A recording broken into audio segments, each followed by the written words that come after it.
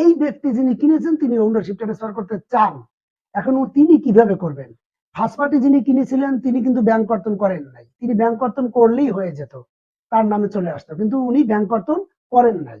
দেন company যিনি কিনেছিলেন তিনিও ব্যাংক কর্তন করেন নাই কিংবা ওনারশিপ ট্রান্সফারও করেন নাই। এখন থার্ড পার্টি যিনি কিনেছেন তিনি কিভাবে এটা ব্যাংক কর্তন এবং ওনারশিপ চেঞ্জ করবেন সেই বিষয়ের উপরেই আজকে আমার আলাপ আলোচনা।